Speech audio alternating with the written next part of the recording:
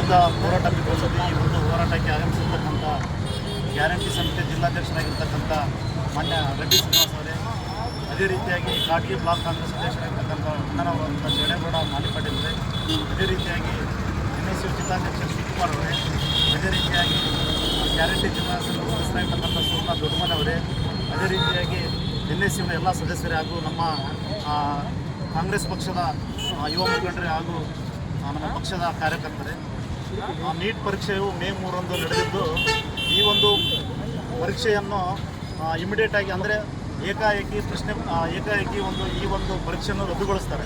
ಏನಂತ ರದ್ದುಗೊಳಿಸ್ತಾರೆ ಅಂದರೆ ಪ್ರಶ್ನೆ ಪತ್ರಿಕೆ ಲೀಕ್ ಆಗಿದೆ ಅಂತ ಹೇಳಿ ರದ್ದುಗೊಳಿಸಿರ್ತಾರೆ.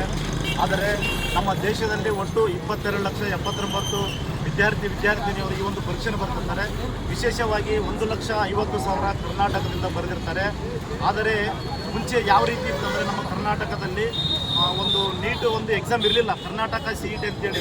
ಈ ಒಂದು ನೀಟ್ ಎಕ್ಸಾಮ್ ಯಾವುದಕ್ಕೆ ಒಂದು ಸಂಬಂಧಪಡ್ತಂದರೆ ನಾವು PUC ಆದ ನಂತರ MBBS ಅಂತ ಡಾಕ್ಟರ್ ಓದಬೇಕಾದ್ರೆ ಈ ಒಂದು ಪರೀಕ್ಷೆಯನ್ನು ನಾವು ಉತ್ತೀರ್ಣ ಆದರೆ ರ್ಯಾಂಕ್ ಮೇಲೆ ನಮಗೆ ಒಂದು ಅನುಮತಿ ಸಿಗುತ್ತೆ.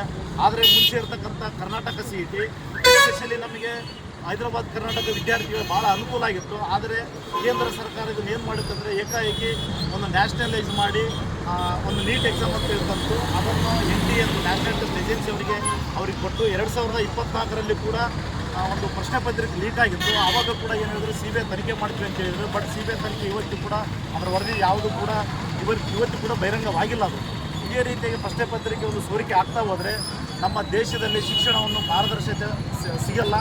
ಆದ್ದರಿಂದ ನಾನು ನಮ್ಮ ದೇಶದ ಪ್ರಧಾನಮಂತ್ರಿಗೆ ಮತ್ತು ಶಿಕ್ಷಣ ಮಂತ್ರಿಗೆ ಕೇಳ್ಕೊಳ್ಳೋದಿಷ್ಟೇ, ನೀವು ಪ್ರತಿಯೊಂದು ಸಂಸ್ಥೆಯನ್ನು ಪ್ರತಿಯೊಂದು ಒಂದು ಯೋಜನೆಯನ್ನು ಮತ್ತು ಪ್ರತಿಯೊಂದನ್ನು ಕೂಡ ಕೇಂದ್ರೀಕರಣ ಮಾಡೋಕ್ಕೆ ಹೋಗ್ತಾ ಇದ್ರಿ.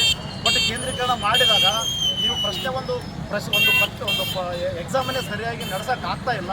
ಇದನ್ನು ಮುಂಚೆ ಯಾವ ರೀತಿ ಇತ್ತು ನಮ್ಮ ರಾಜ್ಯಗಳಿಗೆ ಬಿಟ್ಟು ಶಿಕ್ಷಣವನ್ನು ಯಾವುದೇ ರೀತಿ ಕೇಂದ್ರೀಕರಣ ಮಾಡಬಾರ್ದು.